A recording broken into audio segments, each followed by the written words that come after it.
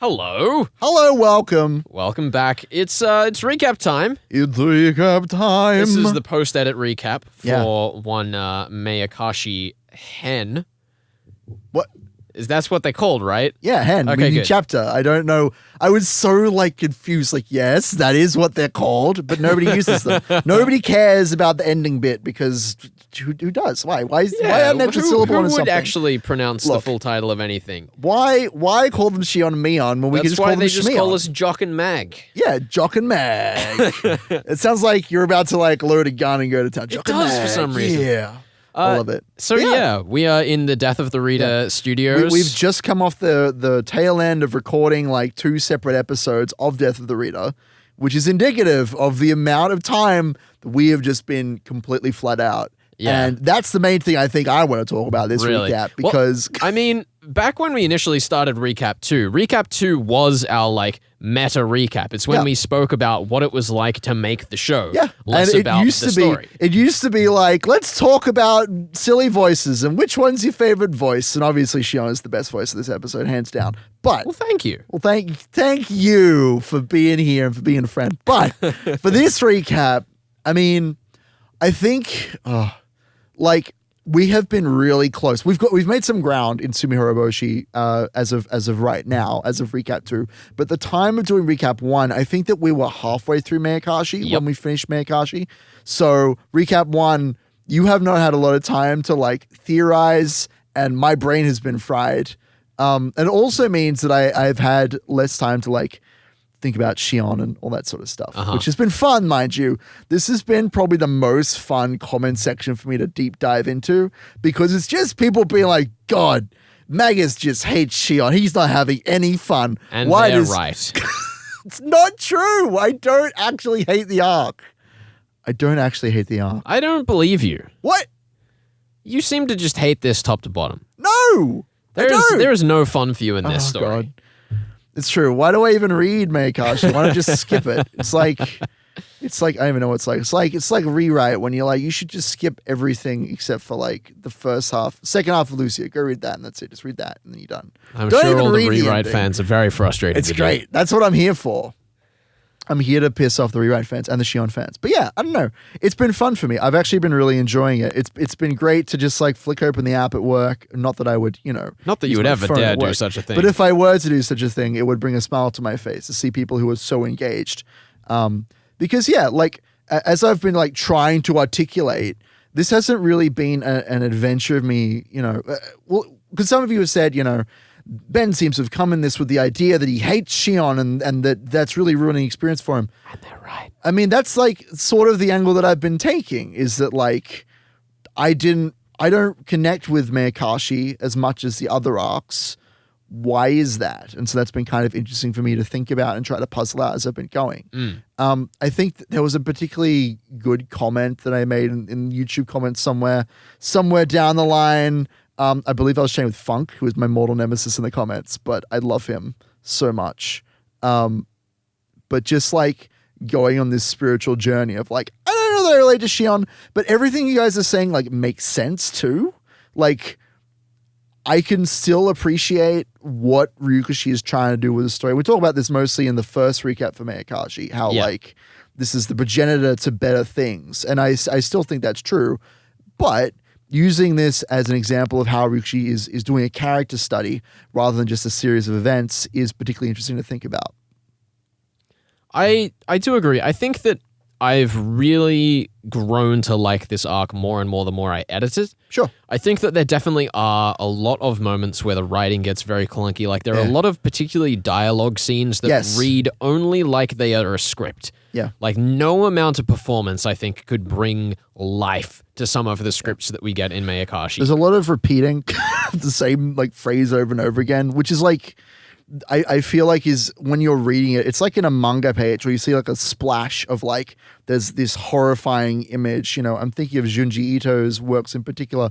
Those don't translate well to anime because you don't have what's called the page turner. Yeah. This is something I've been researching because horror is interesting to me right now. But with manga in Junji Ito's work, there's always a place in the manga where somebody's facing away from the camera, so to speak, and there's this beautiful reveal shot on the next page. It's just this incredibly detailed. You can tell that this is what the artist has like poured their heart and soul into. With these similar kind of moments with Shion, where we just have pages of rants and ravings and like repeating it the same line over and over again. Like the apologizing of Mion, like there's all these moments which I feel like are more meant to overwhelm the reader and are a bit more difficult to kind of speak aloud, I suppose, to kind of lend a performance to. That said, shout out to Sadako. She has like arguably the best moment of the arc with her like, I'm going to stand up to you, Shion. She still dies, but it's a great moment for her. Shout out to Sadako. It is a really great moment. And that's one of the moments I think was written kind of in that very written way where it doesn't carry across well to speech, but it doesn't take away from it being a pretty fantastic moment. No, for sure. I think one other thing talking about those scenes in the torture chamber is we were originally throwing around the idea of doing a post-answer arc recap for the original arcs. That was a long time ago, but I remember. But I think that what I'd probably say here, because I did get to go back over a lot of Wada Nagashi when I was going through editing, and I'd be like, editor Felix, go grab that. There were a lot of moments where just going back over Wada Nagashi, not only was it terrifying hearing how much less flavor there was in our voice acting back then. Yeah. And like, we've been doing this for 2 years. Yeah. And it's not like we had no voice acting experience before that, and it's not like we were unprepared going into Wada Nagashi, but it's just interesting how long the journey to really flesh out these vocal identities for these characters is, because unlike when you're a voice actor in a professional setting and you get a brief, a lot of the time we're coming into these characters blind, and it's very interesting going back and seeing us kind of uncover that as we go. Yeah, well, we should clarify, you're coming completely blind. I'm coming in here having a vague memory of not vague, right? Like I remember specific moments, and I do remember the story, but like trying to really articulate the feelings that the characters are having and like trying to pick a perfect voice on that sort of thing. And this maybe belongs more in the Umineko recap, but I definitely had like less of a concrete idea of the voices of these characters than I did when I was going to Umineko back in the day. Well, yeah. I mean, and part of that was that Umineko was newer to you, and you also had a lot more time to like practice the voices before we got on stage. This is also so to speak. true. As I've said, most of my like practice used to be like in the shower. Nowadays, it's like get in the shower, get out of the shower, got to get to work. But I do think that it was particularly interesting looking at like Shion's voice. Regardless of how good or bad the performance was, it was terrible in Wada Nagashi. But regardless of that, it was very interesting seeing my idea about who the characters were change. Sure. Like, a lot of the way that I played Shion in Arc 2, even though I felt and correctly thought that it was Shion back then, I didn't quite understand the perspective she was coming from. I was much more like psychotic manic about it, whereas there was a lot more emotion to the mania coming into Arc 5. Sure. And I think that really goes to show how the arc has fleshed out the characters as well as the time that we've had to develop that performance. For sure. Because I think that, the way that Shion and Mion are presented in Arc 2 is very much that the things they're doing are confusing, it's convoluted, there's that entire talk about the canned meat, which doesn't make any sense, both because if you think that it's Shion delivering it, then it has nothing to do with her because she's talking about the responsibility of the head of the family, which she isn't. You can tell that Ryukashi is getting a much better understanding of Shion and Mion's character as we progress forward, He's got this idea of like, what if there was a twin switcheroo in this murder mystery? And that's something that he has developed essentially between Arc 1 and Arc 2. Because maybe he planned for her to be in Arc 1 or not, but she isn't. Doesn't matter. Fight me in the comments. Let's not do that again. Yeah.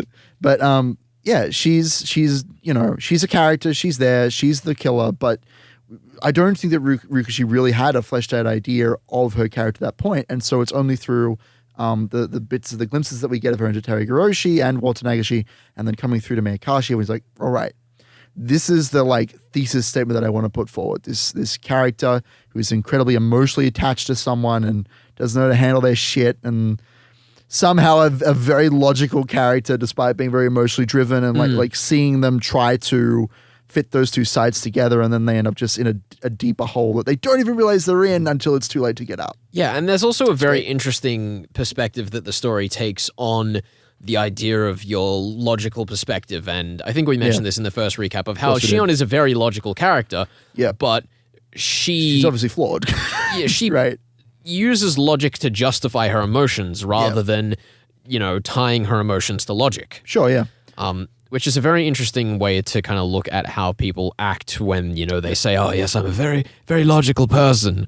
Yeah. It was because of that reason that I like chocolate that I simply had to kill the man.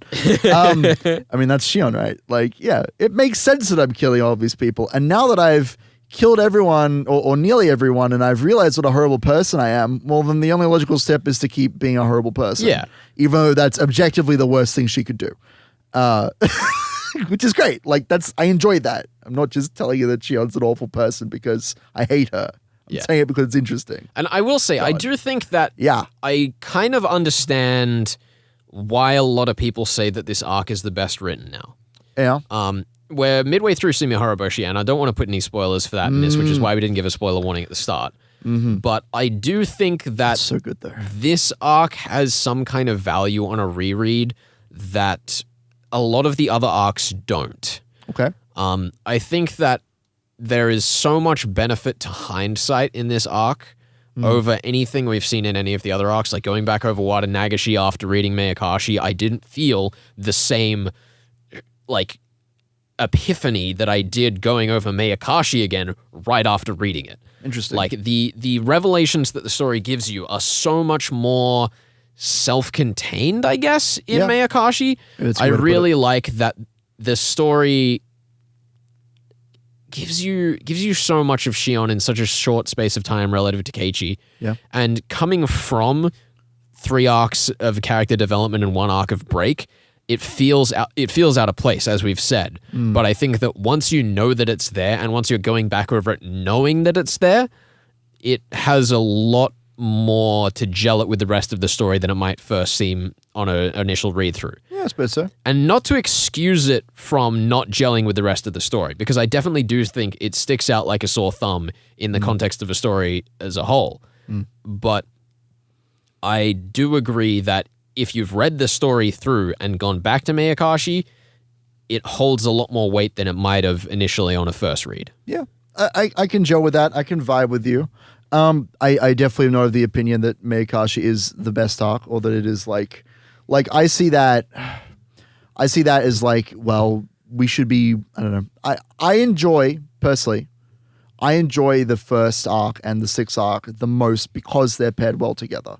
Again, no spoilers, but the strength that I see from an arc that was written so early on and so late on, pairing with each other so well, is something that I see as the highlight of the novel. Yeah, and I mean, obviously my opinion might change because I haven't edited Sumi Horoboshi or the following arcs yet. Or even finished it. I mean, a manga gamer hasn't even finished arc 8 yet, something. This is true. We're getting there. But yeah, I do think that I have come to understand why people are so attached to Meakashi now that I've gone back over it again. Sure. It's certainly a unique arc. It's just, I mean, go nuts. If you're like Shion best girl, more power to you, friend. I guess let's just do a quick little bit on theories. Like, as I said, we don't really have much to work with relative to the last recap because we haven't had as much time. Has your theory changed at all since the recap?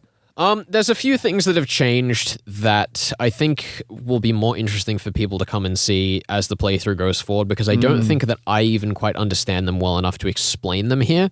Okay. Certain things like, Rika's role in the story that have very much changed.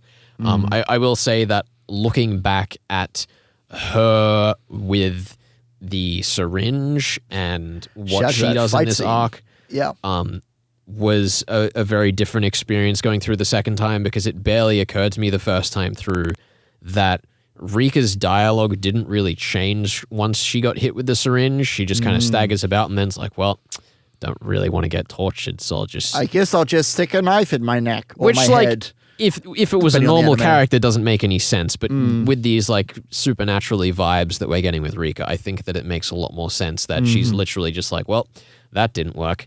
See you later.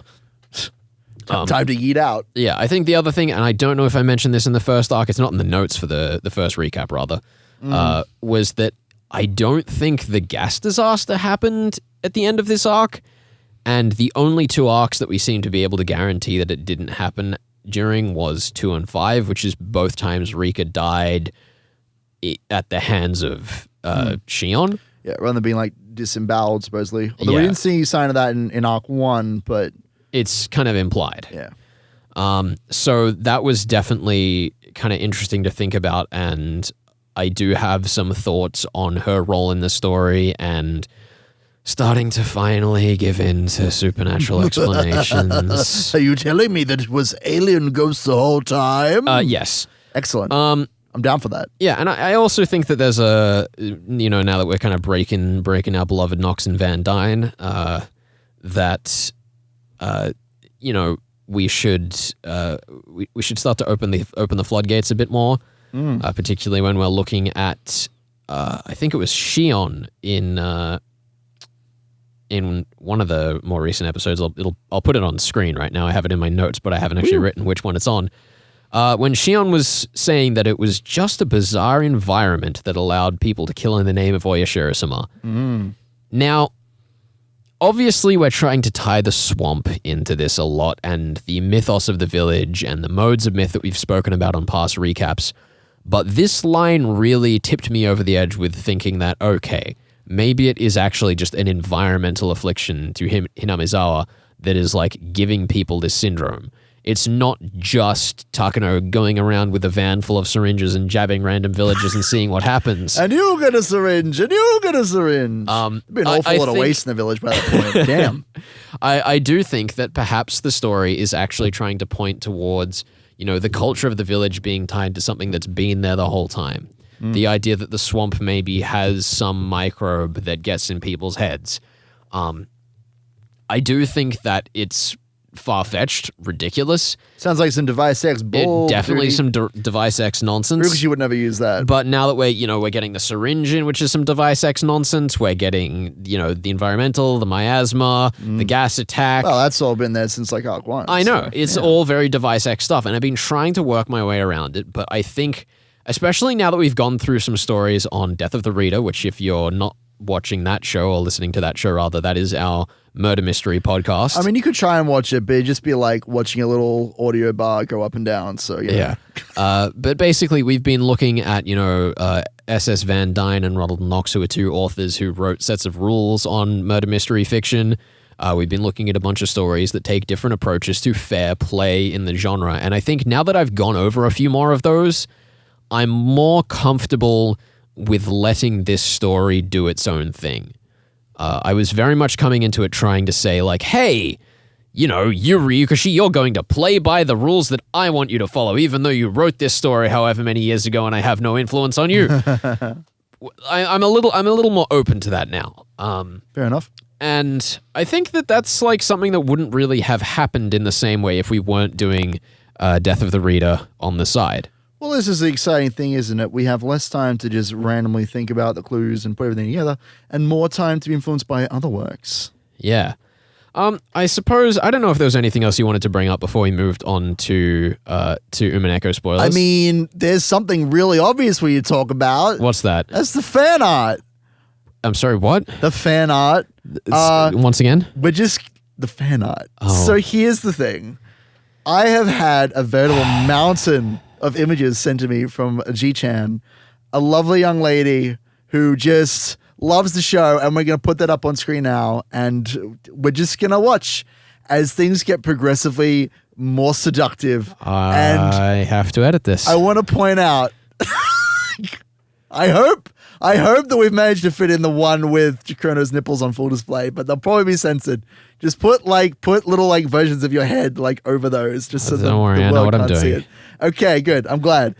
G-Chan has done an outstanding job of drawing just the most fan art I've ever seen, and I love her for it. Please show me more. Also, I know you're working on some kind of smut fantasy with the two of us and Ryukashi. Keep going. Keep going. More of that. You have my full support. No, stop. I'll do anything you want. Just more of that, please. None Keep of going. this. I cannot have it. Listen, if we're doing fan art, we might as well do this. Is this a Bretonia meme that Papa J did? What? Bretonia? This knight defending Oh my Renna. God! Yes! That's Bretonian. Oh, this is beautiful. That's yes. Bretonian from Warhammer, It's right? So, no, I don't think it is. Is it? It's just a random knight? I just think it's a random knight with a big old shield. I put it into love Google him. to try and find the source image, and it just came up with Bretonia in the search engine. My favorite part is like the crowd just shouting at me from behind. It's fantastic. My favorite part about the entire image is the idea that they're all shouting and you're defending her with a shield. Like, that's not going to prevent you from words. I know, it's not. It's like, It it's doesn't rubbish. matter. It's it rubbish. doesn't matter. I'm there to protect Renna. That's all that everybody needs to know. While we're I talking love about her. disgraces that the community has made for us, Yeah. I will say, Mr. Not Specified in Arc 5 Part 16, Oh, no. it was Ben the Weeb, Ah, which means that Ryukashi gets 10 points. Put him up on screen. no, why? That's so many points. Well, at least that's it. At least he can't earn any more points. We haven't done anything colossally stupid that he could gain more points from. Oh, What? you sure? Yeah, there's nothing else. We haven't promised any other points Oh, from anything. right. So we can just move on to the final part of the show. well, yeah, I mean, we could, or what we what could are have. you saying? We could have played Mahjong that What one do you- time. No, I don't remember. and What? Then, Oh, no. and the then memories ran are out of coming time back. to put it in the last recap. Oh, I don't want to look. How many points do you want to give away for each of these failings? 10 points. Excellent Did we suggestion. say 10 points? Did I say 10 points in the video? It should be like 5 points. All right, so All right, 10 points it is. 43 minutes in. Oh, no. Apparently, you are so wrong, according to Funk. Fuck. I've already forgotten everything. It's about don't put your head in your hands. Yeah, calling Richi because you have to like order your tiles in different ways. You get like pairs and like 3 of the same kind, and then like 4 of different kinds, and they seem to be in like the different sets, which is like I think it's the 4 elements. But there's also the dragon set, so I forget about that one. The wind tile is what you play at the start, and that indicates where you sit at the table. And then there's like the dragon types, and there's fire, earth, and water, I want to say, are the 4 sets that you have to play out to each other. And I think Arichi is when you have 1 of each type. My arch nemesis. It is Richi is something that you can call when you're 1 tile away from winning. It's like okay. Uno. Whatever. So that's 10 points to 10 points Ryukashi. to Ryukashi. Take 10 points. At 45 minutes and 9 seconds into the video, Funk doesn't even know what you're talking about. All right. Well, is that really worth giving points if I'm just talking nonsense? I mean, maybe. Let's have a listen. You have to have a number of tiles in your hand that I want to say equals 32 or 38. So far, I don't disagree with any of the rules. Someone in the comments, let me know. You let me know, all right? Yeah, and he lets you know that you are just damn Fine. wrong. 10 points, Ryukashi. Fine. Next week, we got 10 points on the next one, Ben. Hey, I got something The difference right. between Richi and Tenpai is Richi is something the player has to declare out loud. Well done. Thank you. We're, Woo! up- Ding, we're, ding, we're ding. still down 10 points. It's in fine. It's fine. We're getting there. This. Then there's a point that Funk tangented. Whatever, Funk. Stop wasting my time. Yeah, Funk. That's like, is that worth points to us? If Funk tangents, do we get points? I think we can. But Funk, if you want to challenge us to a game of riddles in the comments, I'll be happy to take points from that. All right. Let's go. And then 50 minutes in, Tenyo,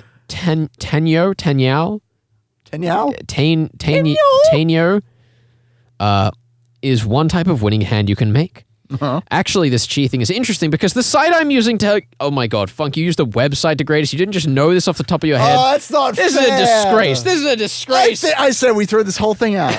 That's what I say as the person who Maybe is it can losing be points. argued that chi isn't a mahjong thing because it's spelt wrong. Minus 10 points. Possibly more depending on follow-up comments from more knowledgeable folks. Were there any follow-up comments? We'll find out. We're Oh, going no. through this in order. We're going through this in order. All right. It's Funk's turn to throw some truce at me. Let's go. Yes. At 50 minutes and 50 seconds. Let's hear it. Straight. Well, sorry, I'm getting upon that tile. That's when you steal it, I think. Oh, is that a correct rule? I don't know. All right. Was that right? when you can steal it? Who knows? I hope that was Hopefully right. Funk does. Pawn is when you steal a tile to make 3 of a kind. That sounds like you're right. That sounds like I'm right. That sounds like 10 points to me. But apparently it's only sometimes right. I'd say this is a wash. If you're being generous, you could give Ben 10 points. Yes! And he does kind of need it. Yes, I do. 10 Give me points. my 10 points. Ugh. All right. Apparently I missed a few terms. I didn't ask you to declare, so I'm just, I'm just going to give Ryukishi 20 points. Why would you do that? What? Oh, you're trying to ruin me now. Well, because he said that I'm not heartless, so I have to reclaim my reputation. All right, fine. All right, those free cool. 10 points for Pawn. That's fine. Then you made an unforced error. Let's listen. The tiles he had open were all pin tiles. All pin tiles. What is a pin tile? I don't know what the pin tile is. God damn it. I don't know what he's saying. Losing so many points. Why do we agree to this? You know why didn't put me up on the chopping block? It wasn't that many points. It's only going to be like 50 points. This is an unforced error. Not only did he not even try to guess, but he called himself out on this one, forcing his answer to be counted not as an answer. Therefore... What? So minus 10 points.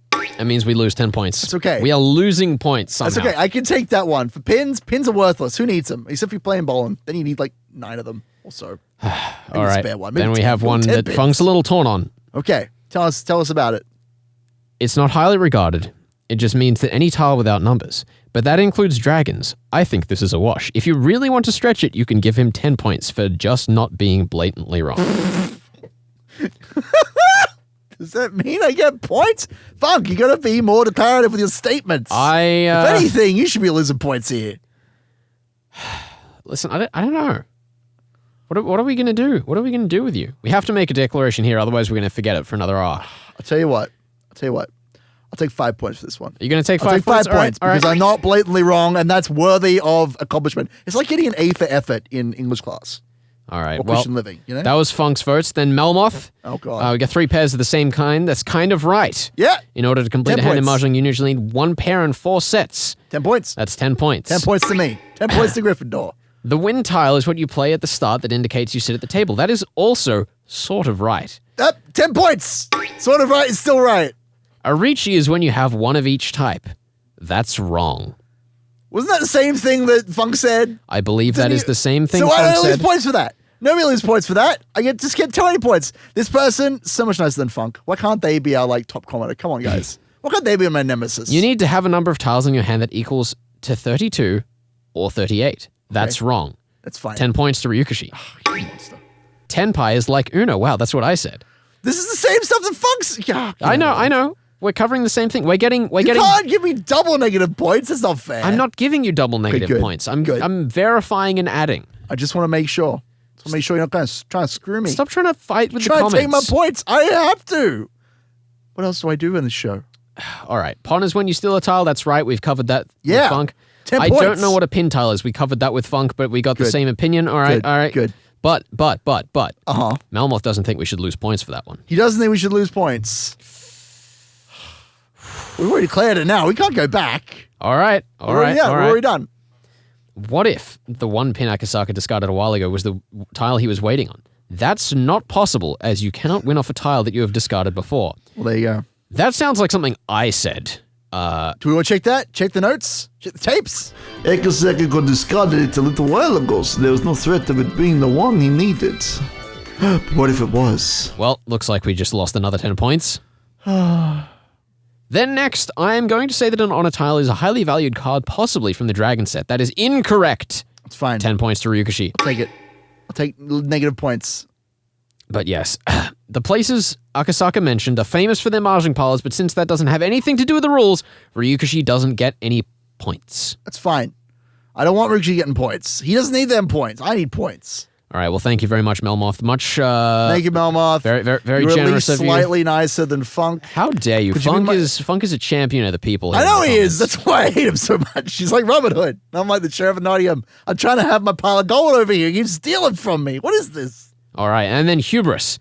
Oh, You know, yes. Hubris was one of the first people to ever comment on our Echo playthrough. It's true. I have a Good soft boy. spot in my heart for Hubris. Oh. I remember that comment fondly. Yeah. Nostalgic. Very, very good times. What does Hubris have to say about this competition of wits and strategy? Hubris has come in with an extra opinion on what Funk was saying earlier. Okay. At 50 and 50 seconds. Let's take that a listen again. That's when you steal it.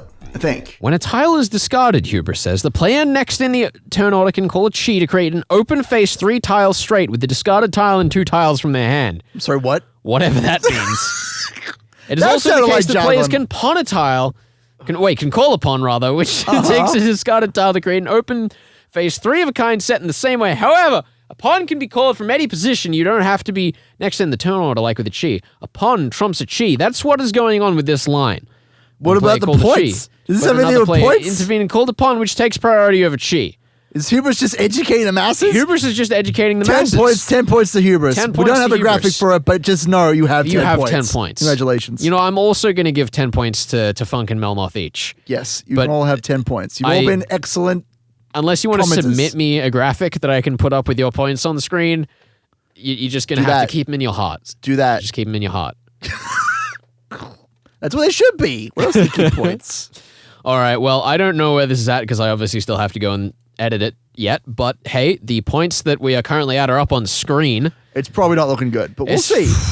We'll see. We'll see I how mean, we you go. never know. We could just steal 1,000 points to open Arc 6. That'd be pretty great if we did that. That'd be some kind of genius play from yours truly. Alrighty, let's move on to the Umineko spoilers section. Let's go. Standard rules, as always. Try not to spoil everything. Probably do anyway. If you don't want to get any spoilers at all, get out of here. Yes. Get rid of Mineko. It's a good time. All right, well, let's jump into it. I 3, think 2, 1, go. we spoke in the first recap about how Shion Yes. and Beatrice were the same character done different justices. Same character? I don't know about that, but I see where you're coming from. The same Same premise. kind of arc, that sort of Yeah. deal.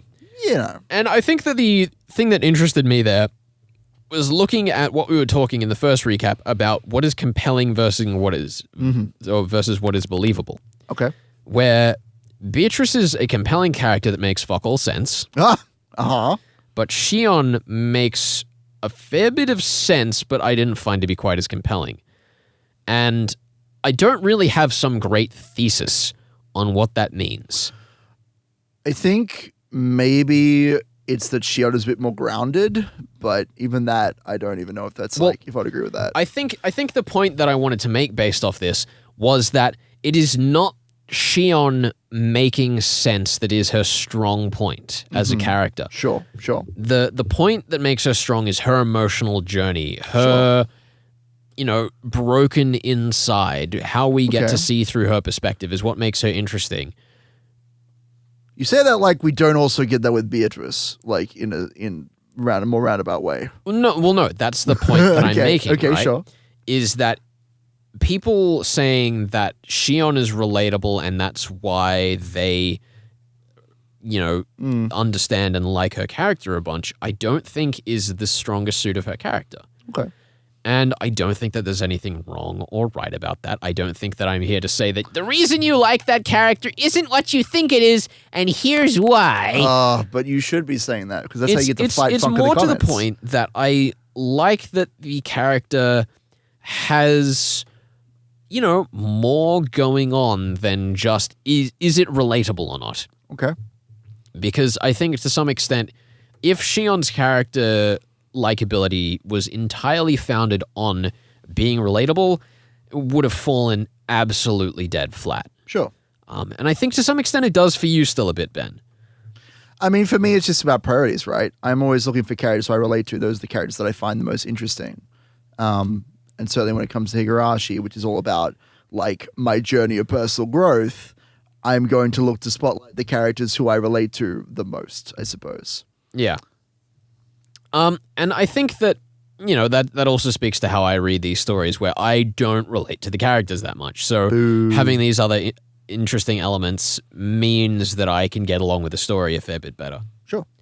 I think the other thing that was very interesting in Meakashi in particular that I noticed in editing more so than going through the first time was when we were talking about Shion and, her blackened insides. Yeah. The idea of the disgusting inner self, which is something that we see kind of perpetuated again in, Beatrice's characterization in various parts of Umineko. Yeah, I mean, this is a concept that it's a lot of the characters in Meakashi's works tend to have this, and it's why I'm drawn particularly to his works, this concept of duality and of having like, good and beautiful things on the outside and rotten things on the inside and vice versa. Particularly in the case of Beatrice and Shion, we're talking about like this intent of malice, this intent of like causing pain and suffering, which they both kind of share. And I think that this is directly tied to the idea of kind of nature versus nurture and seeing where somebody is coming from. Like Shion obviously inflicts a lot of pain to the people around her, including her target, which is her twin sister. And this is all coming from, her upbringing, the policy that, you're not supposed to have twins. There's, of course, the big theme at the end, which is like the big tragic moment for me when Shion says, should I have even been born? And it's all very sad.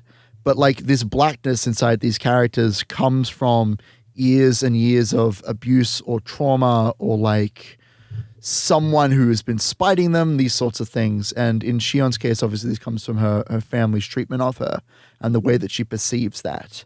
And yeah, there's sort of a question that Ryukashi is asking here, and certainly something that I resonate with, of whether a person who is bad is irredeemable and like where that badness comes from, I suppose. I think the other interesting thing to me there about that particular trope in Ryukashi's writing is he's used that for several moments and several characters. And I wonder if the point is to tie those characters together and say like, here is, where those characters have the same core, or whether it's more explicitly a metaphor about like how difficult it is to understand what you don't like about yourself. No, for sure. I agree like obviously to some extent it's both, but yeah. I just find that whole idea very interesting where we cover a lot of these characters who don't understand themselves. What it is. Yeah. Don't understand themselves. For sure. When we see this term of like this black sludge that's inside of me, that is the literature, like language that's being used to say, I feel shit about myself. Yeah. And you could have a character who tries for pages upon pages to try and explain to you, this is my backstory and this is why I feel this way and this is why I act this way. But nobody has the like perspective to do that about themselves. It's much more visceral and much more real for a character to say, there is something gross inside of me or there is this blackness inside of me. It feels like, more realistic. It feels like that's how somebody in that situation would express that. Yeah. Because it is so difficult, even though Shion tries and tries and tries to be logical about this, she can't. She can't have the perspective of like an objective perspective like the reader is supposed to have, at least. Of course, your own perspective is colored by your own personal experiences and all that. But Shion has difficulty saying, like explaining that. Yeah. He says, this is this horrible demon inside of me. The demon is the cause for all the bad things that I'm doing, and I am going to lean on that rather than, fully communicate everything that's going on. I also think there's a very nice blank slate element to it. Sure. Where by explicitly making this sludge like a void color, that is kind of insinuating that it could be anything. Sure. And I think that's maybe one of the aspects where people can project onto it in the same way that you might project onto like a faceless video game character, right? I suppose so. Where people can look at that and go like, this is also emblematic of the problems that I have in my life. And that's why some of these characters can, have these relatable elements, even if the things that they're going through are incredibly far-fetched in the literal sense. Are very different from yours. Yeah. Correct. Yeah, for sure. No, I agree with that. I think that's the intent of all writing, is to portray something that is specific to your work, but also to connect with as many people as possible. I definitely think that's part of Ryukashi's intent. That's why he's written this cast of characters that are all dealing with all sorts of fun, different issues, and that we see, like it's this idea of, we're seeing the same events played out in different ways, and we're supposed to try and understand as the detectives this story. We talk a lot about what is the mystery of Higurashi, what is the explicit detective and who's the culprit and and what is the actual mystery we're supposed to be solving. But like for me, the mystery is different every single time. We're seeing these different characters with all these different problems, and trying to figure out why? Why are they killing each other? Why are they becoming paranoid? Why are they becoming distrustful of their friends? Why are they dying? Where is there a gas attack? Like, and the answer is that it's multifaceted. That's why we have, 4 separate scenarios to begin with, 4 separate question arcs that all have their own like individual answer arcs, right? That's why we're presented with that, because there is no like one, this is how the killer did this, so now I've figured out device X, Yeah. and now we're done. Well, I mean, that was also one of the main differences that we have touched on a few times, but not in great detail. One of the main differences between Higurashi and Umineko for me is that Umineko tells you what questions it wants you to answer. It's much more explicit. Yeah. And that, as I said, we've touched on it. I don't think that there's a lot to say on it. No. But I think that it's very important comparing the emotional cores of the story as well as the solutions puzzles core of the story. Yeah. And that's one thing that I particularly liked about going over Arc 5 again, is that I was like, right, all of these things were there to solve. It never really told me to solve any of them, but all of the mysteries that I liked most about Meakashi were the emotional connections between characters. Sure, yeah. Particularly looking at Mion and Shion and that scene, which I refer to as like the second domino in part 20, where it never really asks you to say like, when was Shion here and when was Mion here? It doesn't matter. It doesn't matter.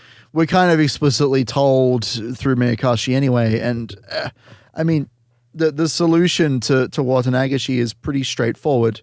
It's just that this is the point when Mion is locked in a cell, and then not even that though, because I think that was relatively straightforward. It was more that question was never significant. It was never like, oh my goodness, you will suddenly have this phenomenal epiphany when you understand which character is which where. It could be either of them in a bunch of the scenes that they're in. Sure.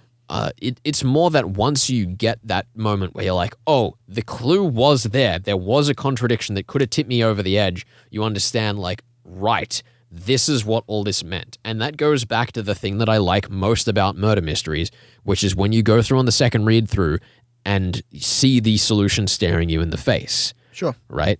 I was never asked by Ryukashi to say, tell me the time of day at which Mion and which Shion was in what location. On the train. Exactly. And then there are 2 trains heading from Okonomiya to Hinamizawa. Exactly. And Shion could not have been, But when we do get there and we do get that solution, it still does add something rather than just being an unnecessary puzzle.